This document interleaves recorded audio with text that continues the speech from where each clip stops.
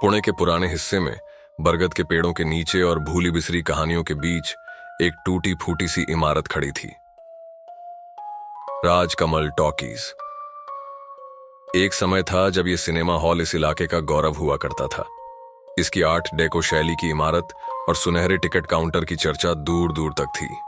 लेकिन 1987 की उस भयानक रात तट के बाद सब कुछ बदल गया।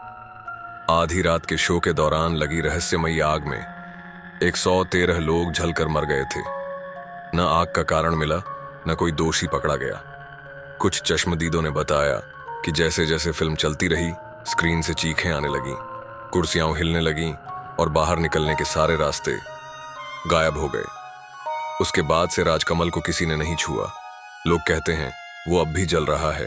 हर रात, हर बार वही फिल्म चलती है, वही आग लौट आती है।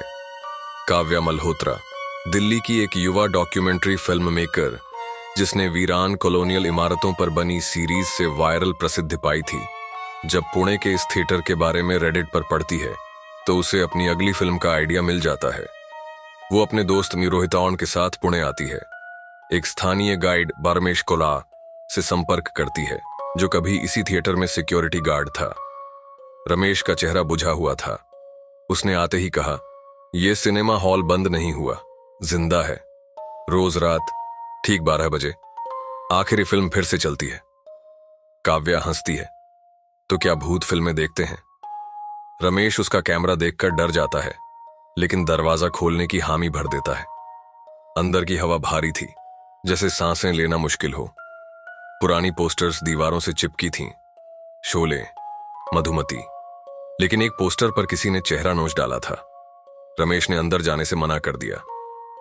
मैं गेट पर ही रुकता हूं, आप लोग बस 12 से पहले बाहर आ जाना। काव्या और रोहित अंदर गए। थिएटर का पर्दा अब भी सफेद और चमचमाता था, जैसे आज ही लगाया हो। रोजी, सीट तेरा। सीधी और एकदम साफ। काव्या कैमरा सेट करने लगी। रोहित ऊपर प्रोजेक्टर रूम की ओर गया। 11:58। बिना किसी छेड़छाड़ के प्रोजेक्टर चालू हो गया। स्क्रीन पर एक पुरानी ब्लैक एंड व्हाइट फिल्म चलने लगी। कोई नाम नहीं, कोई डायलॉग नहीं। एक आदमी आग में फंसा हुआ, एक औरत अपने बच्चे को पकड़े रोती हुई, फिर एक कैमरा जो जले हुए शवों पर घूम रहा था। यह फिल्म नहीं थी, कोई असली फुटेज था। धीरे धीरे हॉल में धुआं और भरने लगा। काव्या पीछे मुड़ी। सीटों पर जले हुए लोग सवार बैठे थे। उनके शरीर से धुआं निकल रहा था। आंखें नहीं, सिर्फ खाली खोखले गड्ढे पर्दे को घूर रहे थे। सीटें एक एक करके भरने लगीं। वही 113 सीटें, वही लोग। रोहित चिल्लाया, काव्या देख स्क्रीन पर। स्क्रीन पर अब वो दोनों थे। काव्या दरवाजे को पीट रही थी। रोहित बालकनी से चिल्ला रहा था। वो कोई फिल्म नहीं थी, वो भविष्य था। स्क्रीन दिखा रही थी कि अगले कुछ मिनटों में क्या होने वाला है। डर से कांपते हुए दोनों पीछे के दरवाजे की ओर दौड़े, लेकिन दरवाजा अब वहां था ही नहीं, सिर्फ दीवार। काव्या ऊपर प्रोजेक्टर रूम की ओर भागी। दरवाजा बंद था। उसने एक लोहे की रॉड से ताला तोड़ा। भीतर जो देखा, उससे उसकी चीख निकल गई। प्रोजेक्टर खुद ब खुद चल रहा था, बिना बिजली के। फिल्म की रीलें उलटी दिशा में घूम रही थीं। दीवारों पर 113 नाम जले हुए थे। ताजा जले 2 नाम सबसे नीचे, काव्या मल्होत्रा, रोहित मल्होत्रा। अभी भी धुआं निकल रहा था। तभी एक परछाई उसके पीछे से आई।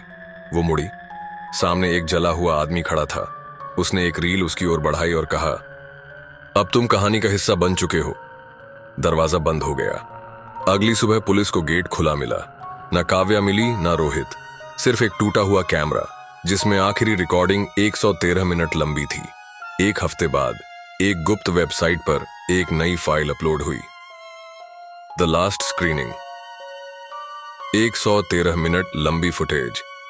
जो भी इसे पूरा देखता है, या तो गायब हो जाता है, या फिर दीवार की ओर मुंह किए बैठा रहता है, बड़बड़ाते हुए। आग कभी बुझती नहीं।